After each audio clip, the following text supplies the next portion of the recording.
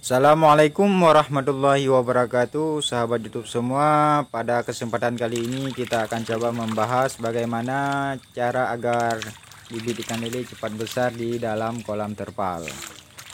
Jadi buat kawan-kawan yang baru bergabung di channel ini, silahkan tekan tombol subscribe dan aktifkan loncengnya agar kita lebih bersemangat dalam membuat konten kedepannya.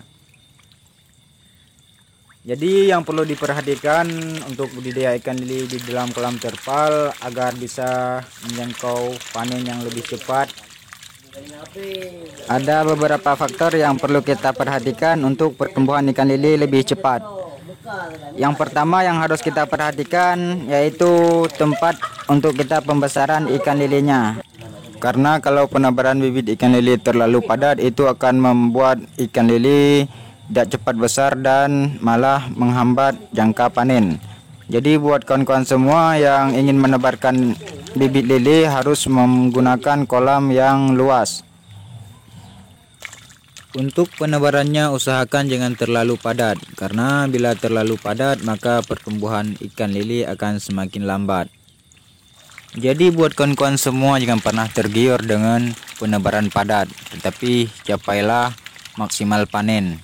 Karena kita harus mengejar jangka panen dan tentunya akan lebih cepat putaran sehingga mendapatkan keuntungan yang lebih besar dibandingkan dengan penebaran padat.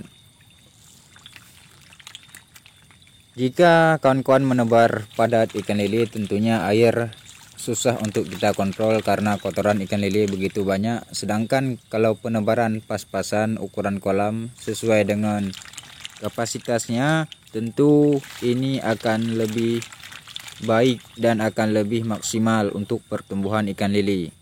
Jadi sediakan kolam diameter 1 untuk pengisian 100 ekor. Jadi per 1 meternya itu kita isi minimal 100 ekor. Untuk ketinggian airnya bisa kita isi sampai 70 sampai 80. Jadi untuk pembesaran di kolam terpal ini kita harus pintar mengatur air, apalagi cuaca, karena suhu yang ada di dalam kolam terpal akan sangat berpengaruh terhadap ikan lele yang ada di kolam sehingga menghambat pertumbuhan ikan lele. Ada beberapa hal yang perlu diperhatikan untuk menjaga kualitas air. Yang pertama, tentunya untuk menggantikan air di saat air sudah mulai kelihatan berbau ataupun seperti amonia yang berada di dalam kolam ataupun kekurangan oksigen air. Jadi buanglah sedikit air lele dan tambahkan air yang baru. Untuk proses pergantian air pun kita tidak boleh menggantikan airnya total, karena akan membuat ikan stres dengan air yang baru karena airnya belum kita endapkan. Namun bila kita sisakan air dan kita buang sebagian airnya, nanti kita tambahkan lagi air yang baru, itu akan lebih bagus dibandingkan dengan pergantian air total.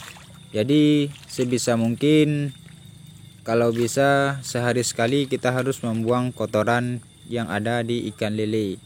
Sebenarnya kalau untuk kolam terpal ini bisa kita tambahkan air setiap harinya dan kita buang juga sebagian kotorannya. Jadi kalau begini kita lakukan, pertumbuhan ikan akan lebih cepat dan ikan tidak berpenyakit.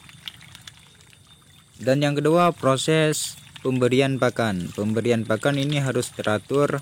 Misalkan kalau kita kasih jam 1 dan seterusnya, itu usahakan untuk teratur agar pertumbuhan ikan lele lebih cepat dibandingkan dengan pemberian pakan secara tidak rutin.